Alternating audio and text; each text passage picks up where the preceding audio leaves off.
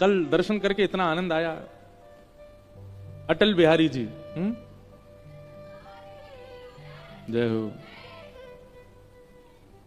अटल बिहारी ठाकुर नेताजी नहीं हैं, अटल बिहारी ठाकुर हैं यहां पे।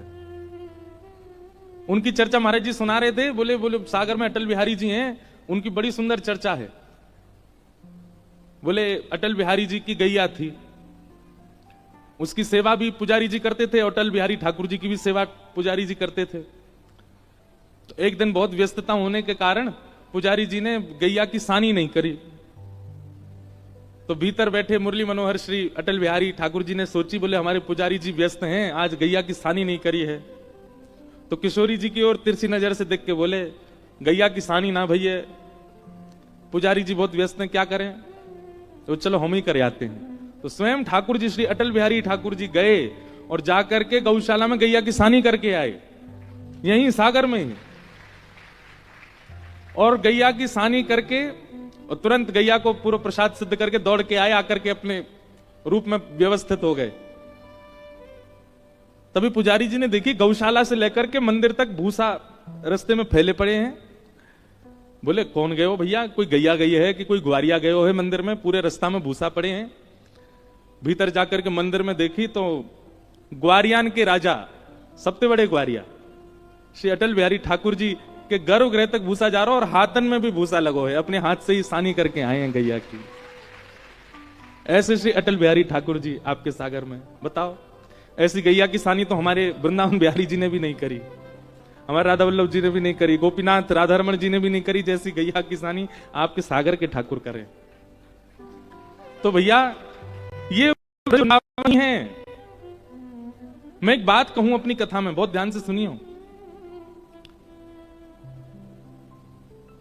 वृंदावन के लिए कहा गया जहां यमुना जी, जहां गिरिराज जी, जहां तुलसी वन विराजमान है, वो वृंदावन है।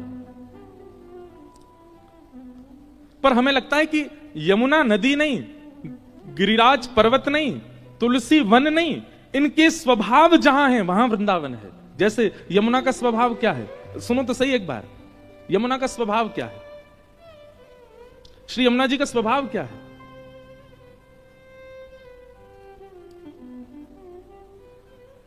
निर्मलता यमुना जी का स्वभाव है। निर्मलता का मतलब एक सामान्य भाषा में कह दूं तो भोलापन, सीधापन, सरलता, सहजता। गंगा जी में कभी कभी उग्रता का दर्शन हो जाता है, पर यमुना जी कभी उग्र नहीं होती हमारी, यमुना जी हमेशा सरल रहती हैं, यमुना जी हमेशा सहज रहती हैं। तो सरलता, सहजता, निर्मलता, इन गुणों का अति जिन मानवों में होगा, और ऐसे अति सरलता, सहजता और निर्मलता गुण वाले मानव जहां बहुत संख्या में रहते होंगे, यही समझना चाहिए कि वहां यमुना जी हैं, उन वैष्णवों के रूप में। ऐसी यमुना, और सागर के लोग, बुंदेल के लोग, एक बात तो है, भोले बहुत हैं, सीधे हैं, बहुत सरल है। तो आपके चित्त की जो सरलता है ना, आपके चित्त का जो भोलापन है, वही यमुना जी, और यमुना तट पर ठाकुर जी रहते हैं। तो आप सबका सरल स्वभाव ठाकुर जी को यहां लेके आया, वो यमुना जी।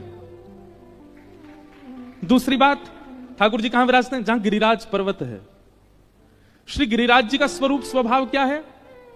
भागवत के वेणु गीत में लिखा है,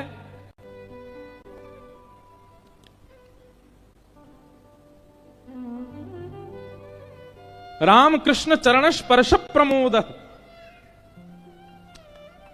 गिरिराज जी का स्वरूप स्वभाव क्या है? उनकी सन्निधि में आने वाले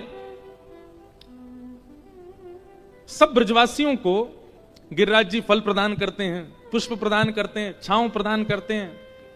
अब तो गिरिराज जी का स्वरूप बहुत छोटा हो गया, पर प्राचीन गिरिराज जी के स्वरूप में झरने भी हैं, तालाब भी हैं, सरोवर भी हैं, कुंड भी हैं। एक प्रकार से सेवा का भाव है श्री गिरिराज जी का। ठाकुर जी गैया चराने गिरिराज जी पे क्यों जाते हैं? बोले वहां खावे को फल भी मिल जाए, पीवे को सुंदर जल भी मिल जाए, और धूप बहुत तेज पड़े तो बैठवे के काजे छांव भी मिल जाए। सीधी बात, जो सेवा प्रदान करे वो गिरिराज हैं, और सेवा का भाव भी बुंदेलखंड में बहुत है। आज हम बड़े बड़े शहरों में जाते हैं, बड़े बड़े शहरों में अगर बिन बताए कोई महापुरुष घर आ जाए तो हो सकता है बड़े शहर के लोग उसकी सेवा ना भी करें। महाराज जी पहले बताना चाहिए था ना, आप आ रहे हो 1 महीना पहले से इन्फॉर्म करते तो आपकी सेवा करते। पर बुंदेलखंड में आज भी ऐसे गांव हैं, आज भी ऐसे लोग विराज, उनके यहां बिन बताए पहुंच जाओ तो भी जैसी होगी वैसी सेवा आपकी कर देंगे। तो इस सेवा का भाव जो चित्त में है यही गिरिराज जी हैं। निर्मलता का भाव श्री यमुना जी हैं, सेवा का भाव गिरिराज जी हैं। और जहां श्री यमुना जी हैं, जहां श्री गोवर्धन नाथ हैं, जहां श्री गिरिराज जी हैं, तत्र नो रमते मनः, वहां ठाकुर जी विराजते ही विराजते हैं। वहां ठाकुर जी का निवास निश्चित है, ठाकुर जी विराजते हैं। तो धन्य हैं आप बुंदेलखंड के लोग कि आपके पास में स्वभाव रूपी वृंदावन, सहजता रूपी गोवर्धन, सेवा रूपी गोवर्धन है, इसीलिए ठाकुर जी आए हुए हैं।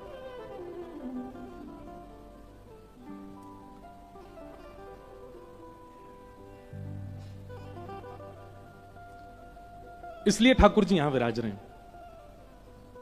बहुत सुंदर, हमको तो बहुत आनंद आया सागर में कल सारे मंदिरों के दर्शन करके। ऐसी प्रतीति, ऐसी अनुभूति हो रही थी, ये वृंदावन ही है, गुप्त वृंदावन है। लोग इसको मिनी वृंदावन कह रहे हैं। मिनी शब्द अच्छा नहीं है, लघु वृंदावन कहो। क्या कहो? लघु वृंदावन। और ये केवल इसलिए है क्योंकि बुंदेलखंड के लोगों का स्वभाव बहुत सरल है। हम आपसे एक प्रार्थना करेंगे, बुंदेलखंड भले ही कितना भी श्रेष्ठ हो जाए, कितना भी यहां पर आधुनिकताएं आ जाएं, पर आप लोगों की जो सरलता सहजता है उसका त्याग मत कीजिएगा, उसको बनाए रखिएगा। उसी की वजह से ठाकुर जी आए हैं। जो आपका ग्रामीण, भले ही आप शहर में परिवर्तित हो जाओ, पर आपका ग्रामीण स्वभाव जो है वो ना जाए, वो आपका बना रहे। तो ठाकुर जी यहां सदा विराजे रहेंगे, सदा आनंद कराते रहेंगे। तो ऐसे सागर में आने का अवसर मिला। हमारे सागर के पास में ही गड़ाकोटा के श्री भगवत रसिक देव जी का एक बहुत सुंदर पद है। महाराज जी की आज्ञा थी कि इस पद को जरूर आप सुनाइएगा कथा में।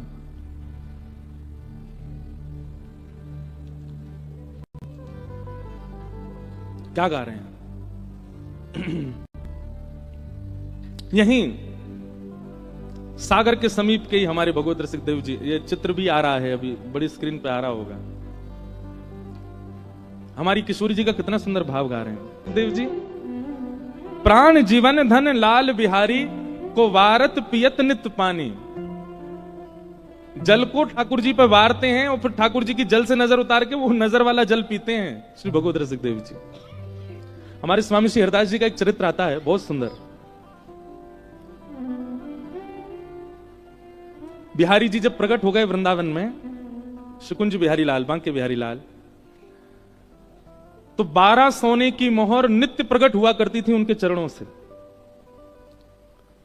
स्वामी श्री हरदास जी ने जब ये देखा कि ठाकुर जी के चरणों से नित्य 12 सोने की मोहर प्रकट होती हैं, तो कहीं कभी भविष्य में चल के किसी साधक का मन बिगड़ ना जाए, उसके लिए उन्होंने नियम बना दिया कि जितना धन बिहारी जी के चरणों से प्रकट होगा सब बिहारी जी की सेवा में ही लगेगा। कोई अगर अपने प्रयोग में, अपने भाव में उसका प्रयोग करेगा, उसका नाश हो जाएगा। तो नित्य स्वामी श्री हरदास जी महाराज 12 सोने की मोहरों से 56 भोग बनाते थे। थोड़ी सावधानी से सुनिएगा, ये रसिकों की बात है, सब जगह प्रकट होती नहीं, क्योंकि सागर वृंदावन है इसलिए बोल रहे हैं हम। तो 12 सोने की मोहर,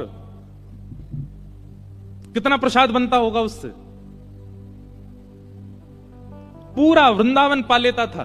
और केवल वृंदावन के मानव ही नहीं पाते थे, वृंदावन के वनचर, जलचर, थलचर सब पाते थे। सबको प्रसाद वितरण किया जाता था। स्वामी जी ने नियम बना रखा था, ये पक्षियों के लिए है, ये वनचरों के लिए है, ये जलचरों के लिए है। लेकिन स्वयं स्वामी श्री हरदास जी महाराज वो क्या पाते थे? कुशा। एक कुशा लेते और खीर में बोरते, जितनी कुशा में खीर आती उतनी पाते बस। आजकल के वैष्णवों को सीखना चाहिए, हम किसी की निंदा नहीं कर रहे हैं, पर आजकल वैष्णव ऐसे भी हो गए, घर में ठाकुर जी की सेवा करते हैं और फिर अपनी जीव को जो चाहिए वो ठाकुर जी को भोग लगा देते हैं। खुद की खाने की मन हो रही है पानी पूरी, तो ठाकुर जी को पवा देंगे और फिर भोग का नाम लेके खुद पा लेते हैं। कई घरों में तो खुद का मन करता है कि हम बर्गर खाएं, तो घर होममेड बर्गर बनाते हैं ठाकुर जी के लिए। ठाकुर जी को भोग बना के पवा देते हैं। एक घर में तो हमने देखा, परोसा गया हमको भी, मैंने कि भाई ये क्या है? बोले महाराज जी ठाकुर जी को भोग लगा। मैंने ये है क्या? बोले हरा भरा कबाब। मैं ठाकुर जी नाक बंद करके मुंह सकोड़ के भाग जाते होंगे। भाई देखो, एक बात याद रखिएगा, भगवत सेवा में कितनी सावधानी रखनी पड़ती है। जिन व्यंजनों का नाम भी उचित नहीं है वो भी ठाकुर जी की सेवा में नहीं जाते। जिन व्यंजनों का स्वरूप सुंदर नहीं वो भी कहीं कहीं ठाकुर जी की सेवा में नहीं। अब जैसे कई मंदिरों में बैगन का भरता का भोग लगता है, पर बैगन का भरता उसको जब छिलका उतार के मीट दिया जाता है तो उसका स्वरूप इतना सुंदर नहीं होता। कई मंदिरों में उसका भोग नहीं लगता। कई मंदिरों में टमाटर का भोग नहीं लगता। क्यों? क्योंकि खोलने के बाद उसका स्वरूप लाल लाल होता है। गाजर का भोग नहीं लगता, मूली का भोग नहीं लगता। प्याज लहसुन ही बदनाम है, पर बहुत सारी सब्जियां हैं जिनका भोग नहीं लगता ठाकुर जी को। क्यों? क्योंकि भावना ऐसी, लाला छोटा सो है, और छोटा सो लाला जब ऐसी विचित्र सब्जी देखेगा सो डर जाएगा। ठाकुर जी वही पाते हैं जिसका स्वरूप भी सुंदर हो। तो स्वामी श्री हरदास जी महाराज 56 भोग बनाते, लेकिन स्वयं की पाने की बारी आती तो केवल कुशा लेते और खीर में बोरते, और जितनी खीर आती कुशा में उतना पाते। एक सीख में जितनी खीर आती है।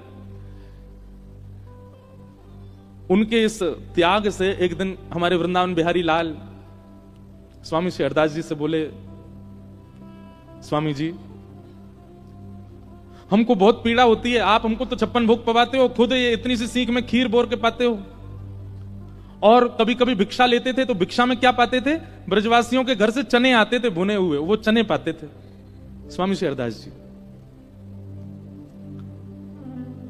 ठाकुर जी बोले हमारी इच्छा है, आप हमारे द्वारा हमारे अधरामृत का भोग पाया कीजिए।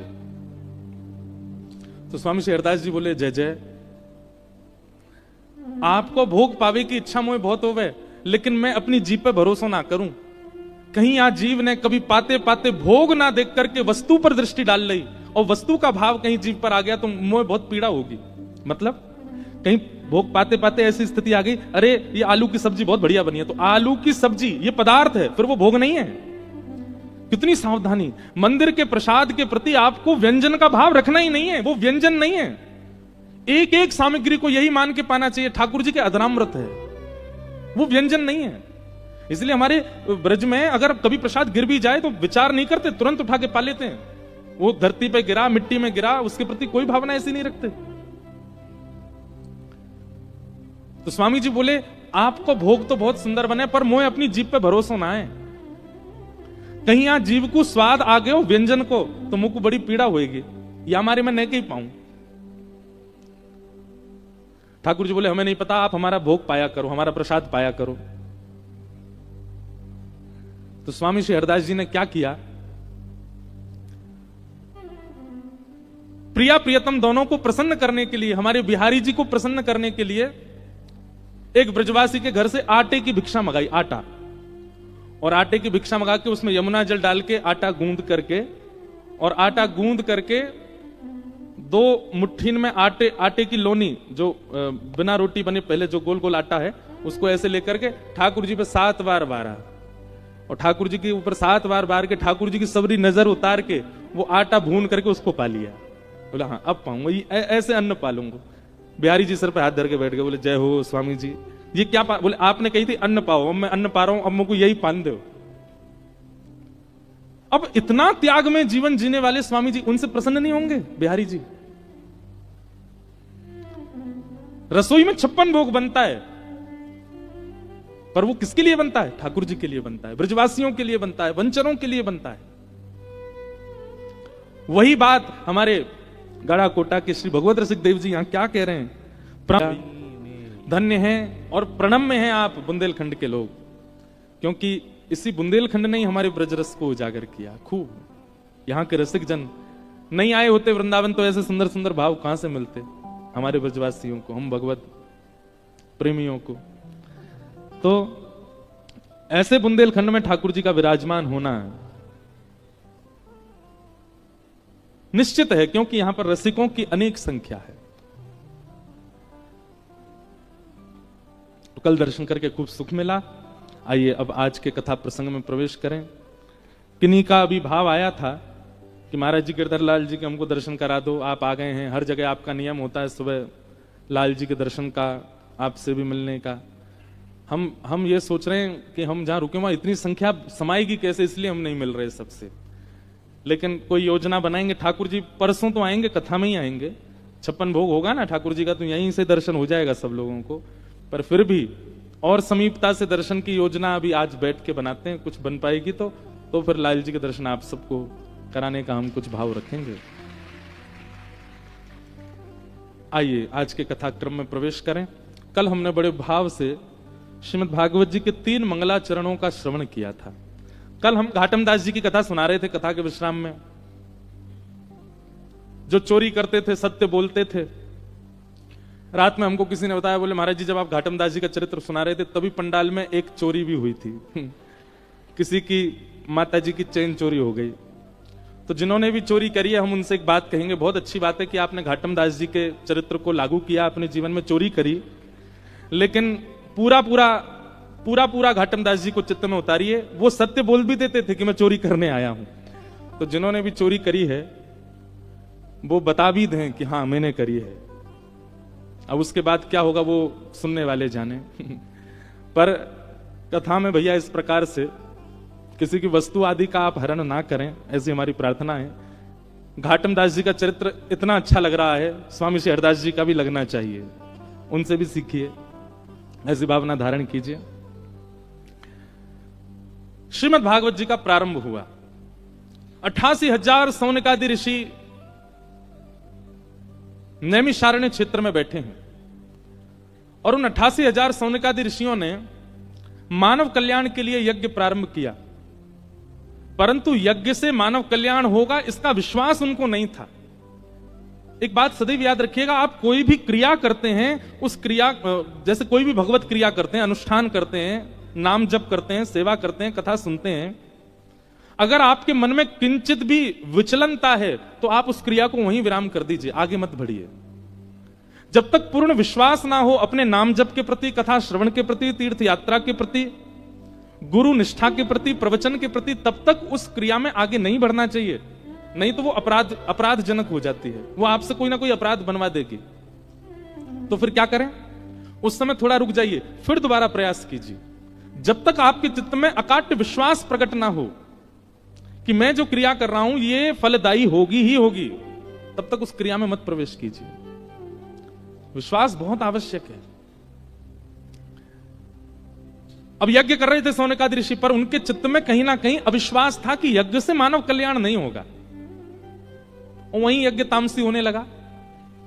तब वहां सूत जी का आगमन हुआ और सूत जी से सौनकादि ऋषियों ने, 88,000 ऋषियों ने कहा कि भगवान हम यज्ञ कर रहे हैं पर हमारे मन को विचलनता सी हो रही है, कृपा करके मानव कल्याण का उत्तम साधन बताइए, मानव कल्याण कैसे होगा। और इसी प्रश्न में 6 प्रश्न किए थे और इन्हीं प्रश्नों में फिर यहां से भागवत की कथा सूत जी सौनकादि ऋषियों को सुनाते हैं। सूत जी महाराज प्रारंभ करते हैं कि धर्म स्वनिष्ठितः पुंसां विश्वक्सेन कथा सुयः नोत्पादयेदधिरतिं श्रम एव हि केवलम् स वै पुंसां परो धर्मो यतो भक्तिरदोक्षजे अहैतुक्य प्रतिहता ययात्मा संप्रसीदति। सबसे पहली बात, कल हमने धर्म और परम धर्म के विषय में बहुत देर बात की थी कथा में। धर्म की चर्चा तो हमने सुनी थी, परम धर्म में बस इतना बोल के निकल गए थे कि आत्म कल्याण को, देह के कल्याण को धर्म कहते हैं, पर देह के भीतर जो सूक्ष्म आत्मा है उसके कल्याण को परम धर्म कहते हैं। और एक बात याद रखिएगा, देह को कितना भी स्वच्छ बनाइए, कितना भी निर्मल बनाइए, कितना भी पवित्र बनाइए, वो सब धर्म कहलाएगा, पर आत्म कल्याण तो विचारों की शुद्धि से ही माना जाएगा। अगर आपके विचार शुद्ध नहीं है, कोई व्यक्ति आता है, उस व्यक्ति को देख के आपकी भावना कैसी बनती है, उससे पता चलता है कि आपकी आत्मा कितनी शुद्ध है। किसी के रूप को देख करके, किसी के सौंदर्य को देख करके, किसी के गुण देख करके, किसी के उज्जवलता सुन करके, किसी की प्रखरता का दर्शन करके आपका हृदय किस स्थिति में जाता है, उससे आपके चित्त की निर्मलता पता चलती है।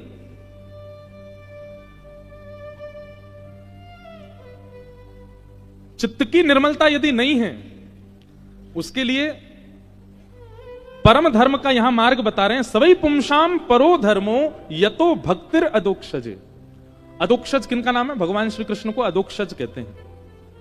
अदोक्षज भगवान की प्रेम लक्षणा भक्ति प्रारंभ कर दो। प्रेम लक्षणा भक्ति मतलब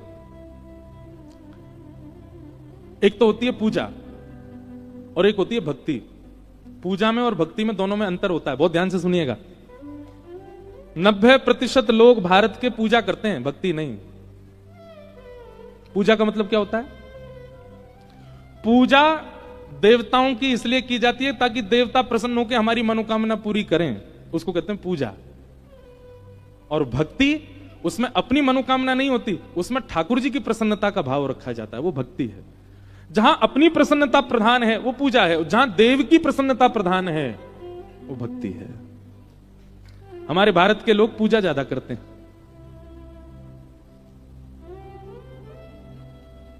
कुंभ चल रहा है, 95% नहीं 99% लोग वहां पूजा के भाव से जाते हैं। हमको स्नान करने को मिले, हमको महात्माओं के दर्शन करने को मिले, हमको शिविर में जाने का अवसर मिले, उन महापुरुष के दर्शन मिल जाए, उससे क्या होगा? हमारा जीवन शुद्ध होगा, हमारे पाप धुल जाएंगे, हमारे जीवन के सारे नकारात्मक ऊर्जाएं खत्म हो जाएंगी, हमने अब तक जितने भी पाप किए हैं सब खत्म हो जाएंगे। ये क्या है? ये पूजा का भाव है। आप कहीं ना कहीं अपनी मनोकामना पूर्णता चाहते हैं, इसलिए वो पूजा कहलाता है। भक्ति में अपनी मनोकामना नहीं होती, उसमें तो देव प्रसन्नता होती है। और क्षमा कीजिएगा, वृंदावन चंद, वृंदावन बिहारी लाल जहां कहीं भी हैं, वो पूजा स्वीकार नहीं करते, वो सेवा ही स्वीकार करते, वो भक्ति ही स्वीकार करते हैं, उनकी प्रसन्नता। कल हम गए, दर्शन किए, तो बिहारी जी, मेरे को तो नाम भी याद नहीं, बिहारी जी, राधा वल्लभ जी और अटल बिहारी जी, और कौन कौन से थे, द्वारिकाधीश जी, सब जगह आपने एक चीज देखी, ठाकुर जी ऊनी वस्त्र पहन करके, ठाकुर जी शॉल ओढ़ करके, ठाकुर जी ऊनी ऐसे पाग बांध करके, कान वान सब ढक करके खड़े। अब पूजा होगी तो इनका विचार नहीं किया जाएगा, सेवा है इसलिए विचार किया जाता है। अभी हमारे वृंदावन में ठाकुर जी को मोजे पहनाए जाते हैं, पैरों में, हाथों में। कल वसंत पंचमी है, कल ठाकुर जी के मोजे उतार देंगे। अभी इस बार तो पता नहीं क्या हुआ है, मौसम में हमारी 2 एसी लगे हैं, बताओ, जनवरी में। आज तो 1 फरवरी, फिर भी इतना शीतकाल रहता है हमेशा, पर इस बार पता नहीं क्या हुआ है, ठाकुर जी की क्या इच्छा है। और या हो सकता है सागर में ही कम पड़ती हो ठंड। लेकिन हमारे वृंदावन का नियम है कि वसंत पंचमी से ठाकुर जी के गर्म वस्त्र धीरे धीरे कम किए जाते हैं। सबसे पहले ठाकुर जी के मोजे उतारे जाते हैं। मोजे क्यों? और कई बार ऐसा होता है कि वसंत पंचमी वाले दिन भयंकर कोहरा होता है वृंदावन में, इतना भीषण कोहरा कि आप अपना हाथ नहीं देख सकते आगे, और ठाकुर जी के मोजे उतारने पड़ते हैं। तो एक बार मैंने, हमारे ब्रज के एक रसिक थे, उनसे कहा कि ठाकुर जी के मोजे क्यों उतार रहे हैं? इतनी तो ठंड पड़ रही है, बाहर गलन हो रही है, इतनी शीतलता हो रही है, ठाकुर जी के मोजे क्यों उतारते हैं वसंत पंचमी को? कई बार दिन के हिसाब से नियम का पालन नहीं करना चाहिए, वातावरण के हिसाब से भी करना चाहिए। हम सेवा सेवा चिल्लाते हैं सब जगह, ठाकुर जी के सुख का विचार करना चाहिए। बाहर इतना जाड़ो पड़ रहा है, हम ठाकुर जी के मोजा उतार रहे हैं। तो मुस्कुरा के बहुत अच्छी बात बोली, बोले देखो, वसंत पंचमी पर मोजा इसलिए उतारे जाते हैं कि जब मोजा उतरेंगे तो ठाकुर जी को ठंड लगेगी, और जब ठाकुर जी को ठंड लगेगी तभी ठाकुर जी ऋतुओं से कहेंगे हाँ भाई जल्दी चलो, अब हमको जाड़ा लग रहा है, अब जल्दी गर्मी लाने प्रारंभ करो। ठाकुर जी को मोजे पहना के रखेंगे तो ठाकुर जी कहेंगे बढ़िया है, क्या हमको सर्दी तो लग नहीं रही, बढ़िया जाड़ा ही रहने दो। इसलिए वसंत पंचमी पे मोजे उतारे जाते हैं ताकि ठाकुर जी ही ऋतुओं को आज्ञा करें कि अब बढ़ो आगे, अब ग्रीष्म आने दो। पहला बात। अब ये तो थी सामाजिक स्तर की बात, सबको बताने वाली बात, पर एक गोपनीय रहस्य भी है, बता दें। हमारे वृंदावन में वसंत पंचमी से होली प्रारंभ हो जाती, कल से रंग प्रारंभ हो जाएगा, 40 दिन तक होली चलेगी वृंदावन में। कल पहला गुलाल लगेगा ठाकुर जी को। अंतरंग बात यह है कि ठाकुर जी वृंदावन में पादुका नहीं पहनते, और प्रतिदिन ठाकुर जी एक एक गोपी के यहां जाते हैं उसकी सेवा को, उसके प्रेम को स्वीकार करने के लिए। तो ठाकुर जी पादुका नहीं पहनते हैं, तो ब्रज की लीला में ब्रज की जितनी भी गोपियां श्री राधा रानी हैं, वो ठाकुर जी के चरण चिन्ह देख लेती हैं कि आज ठाकुर जी कहां गए, और पीछे पीछे चरण चिन्हों के पीछे पीछे चलते चलते उस गोपी के यहाँ पहुंच जाते हैं जिसके यहाँ ठाकुर जी बैठे होते हैं, और वहां जाकर के सब सखियां खड़ी हो जाती, अच्छा तो आज यहाँ पे आनंद हो रहा है। फिर ठाकुर जी बड़े संकोच में आ जाते हैं। लेकिन जैसे ही सर्दी आती है ना, सर्दी में ठाकुर जी पहन लेते हैं मोजा, मोजा पहनते ही ठाकुर जी के चरण चिन्ह नहीं दिखते, सब गोपियां ढूंढती रह जाती हैं, ठाकुर जी मिलते ही नहीं है, कहां चले गए। तो जैसे ही होली आती है तो किशोरी जी चरण से मोजा उतरवाती हैं, बोले अब तो होली आ गई, अभी तक तो जाड़ा था उसका बहाना था, पर अब होली पे तो ये विशेष कृपा करेंगे गोपियों पर, ग्वालों पर, सखियों पर, इनके मोजा उतारो, कल से ये कहां कहां जाएंगे हमको सब खबर होनी चाहिए, और वहां जाके क्या पा रहे हैं, क्या कर रहे हैं, कैसे नाच रहे हैं। इसलिए किशोरी जी हट बट के ठाकुर जी के मोजा उतरवाती हैं ताकि इनके चरण चिन्ह हमको दिख सके ये कहां गए हैं। ये हमारी निवृत्त निकुंज की लीला है। देखो वृंदावन कुंज निकुंज निवृत्त निकुंज, कुंज सबको बताया जाता है, निकुंज प्रेमियों को बताया जाता है, और निवृत्त निकुंज केवल रसिकों को बताया जाता है। अब हमने यहां निवृत्त निकुंज बता दिया, उन्हीं को ही समझ में आया होगा जो रसिक होंगे, ताली आप सब बजा लो, पर समझ में उन्हीं को आई होगी ये बात जो रसिक होंगे। ये सेवा है, ये पूजा नहीं है, ये सेवा है।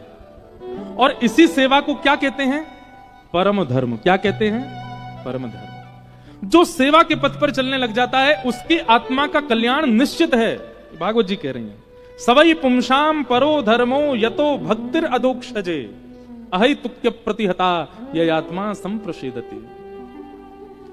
देह का अभिमान हम जितना ज्यादा करेंगे उतने ज्यादा संसार में घिरते जाएंगे, और जितने देहाभिमान शून्य होकर के देह ठाकुर जी के तरह से रहे, ठाकुर जी को जैसे प्रिय लगे वैसे रहे, ठाकुर जी को जैसा हम ठाकुर जी के लगे ऐसा देह को रखना, ऐसा प्रसाद पाना, ऐसे ही सोना, ऐसे ही रहना, वही आत्मकल्याण कहलाता है, वो परम धर्म कहलाता है। इस प्रकार सूत जी महाराज परम धर्म का वर्णन करते हैं। आगे भागवत जी में भगवान के 24 अवतारों का वर्णन किया गया। उसके बाद भागवत जी की रचना कैसे हुई इस विषय को बताया गया। भागवत जी की रचना क्यों हुई, ध्यानपूर्वक सुनिएगा। श्री वेदव्यास जी महाराज ने अनेक पुराण लिखे, अनेक ग्रंथ लिखे। वेदव्यास जी की अंतिम रचना है श्रीमद् भागवत। भागवत जी लिखने के बाद वेदव्यास जी ने अपनी कलम को सरस्वती जी में बहा दिया, बोले अब कुछ और लिखना शेष नहीं है, ये सर्वोपरि है, ये संपूर्ण है। भागवत जी की रचना के पीछे मुख्य उद्देश्य क्या है? 4 पुरुषार्थ हैं बंधुओं, जिन चारों में हम पूरे दिन लगे रहते हैं।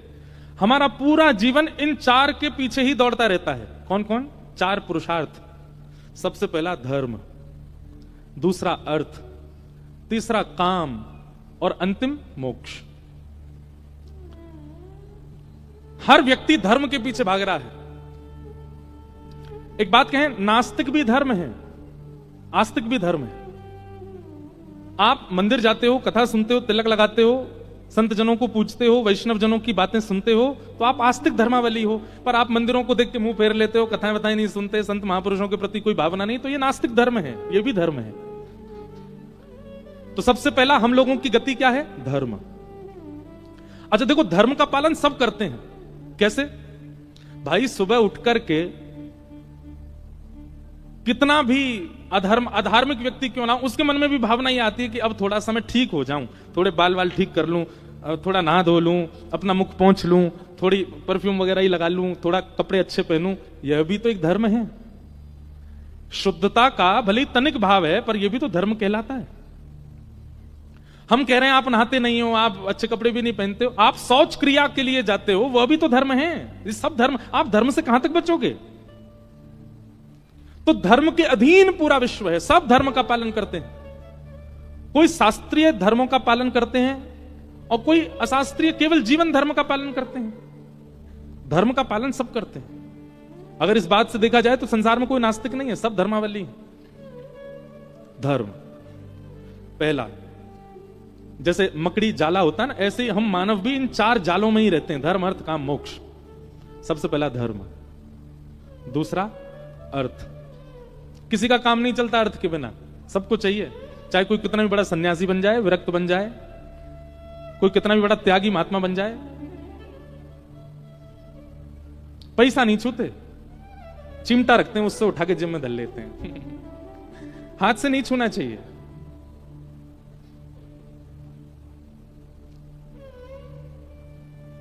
सबका काम चलता है, अर्थ सबको चाहिए। अच्छा, हम कहेंगे कि आप धन नहीं छूते, धन से आपका कोई अन्न भी नहीं लेते क्या? अन्न भी अर्थ में आ जाता है, क्योंकि अन्न का निर्माण अर्थ से ही होता है। तो धर्म, अर्थ और तीसरी बात काम।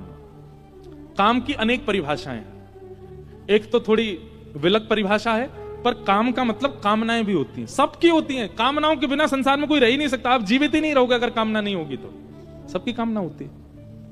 धर्म, अर्थ, काम, और इन तीनों को भोगते भोगते कहीं ना कहीं व्यक्ति के अंदर चौथी भावना प्रकट हो जाती, किसकी? मोक्ष। मुझे मोक्ष की प्राप्ति हो। इन चारों की दौड़ में हर व्यक्ति लगा है, संसार का हर व्यक्ति धर्म, अर्थ, काम, मोक्ष के पीछे भाग रहा है। पर इनके पीछे भागते भागते कहीं ना कहीं उसके चित्त में एक अशांति लगती है। हमको 27-28 वर्ष में अशांति से लगने लगी, कितना भागें कितना भागें। हमसे बड़ी बड़ी उम्र के लोग बैठे हैं यहां पर। आप लोगों को भी कभी कभी तो लगता होगा यार जीवन क्या है, पर पूरे दिन सुबह उठो, उठ करके ये करो, भागो दौड़ो यहां से वहां, और कर करा के रात में सो जाओ, फिर सुबह से वही क्रम, धर्म अर्थ काम मोक्ष, धर्म अर्थ काम मोक्ष, धर्म अर्थ काम, और अंतिम इच्छा सबकी ये रहती, मोक्ष। इन चारों की दौड़ में कहीं ना कहीं एक थकान का अनुभव होता है, एक अपूर्णता का अनुभव होता है। और वो अपूर्णता किस लिए है कि पंचम पुरुषार्थ जो है उस पर किसी की दृष्टि ही नहीं जाती है। पुरुषार्थ 5 हैं, 4 नहीं। और उस पंचम पुरुषार्थ को जन जन को बताने के लिए भागवत की रचना हुई। और वो पंचम पुरुषार्थ कौन सा है? प्रेम। क्या है? प्रेम। और अभी द्वारिका में कथा थी तो वहां मैंने कहा था कि जब प्रेम पुरुषार्थ का आप पालन करने लग जाते हो तो धर्म, अर्थ, काम और मोक्ष, ये चारों पुरुषार्थ आपके समाप्त हो जाते हैं। बहुत ध्यानपूर्वक सुनिएगा बात को।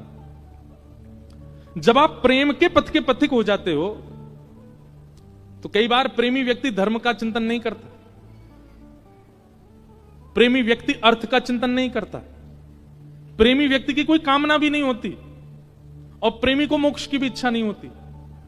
पंचम पुरुषार्थ प्रेम है, और ये प्रेम शब्द संसार में किसी के प्रति घट ही नहीं सकता, किसी के प्रति नहीं।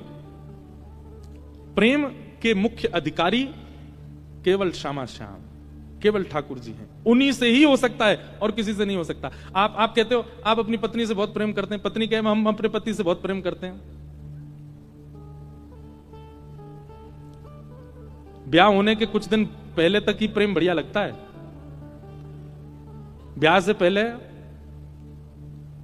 लड़का को लड़की में साक्षात लक्ष्मी जी दिखती हैं। देखो चलती फिरती लक्ष्मी, देखो हमने लक्ष्मी नहीं देखी, ऐसी होती होगी।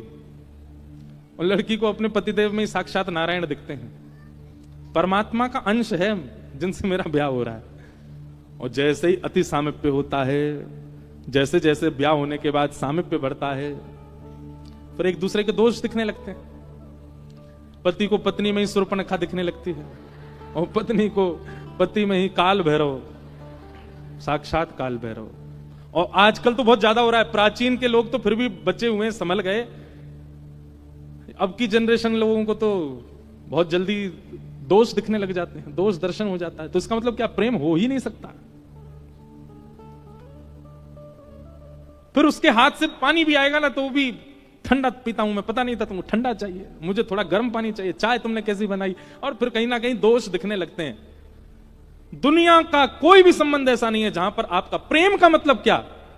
प्रेम की परिभाषा हमारे शास्त्रों में बताई कि जहां पर आपका लगाव, जहां पर आपका स्नेह प्रतिक्षण वर्धमान, वर्धित होता हो।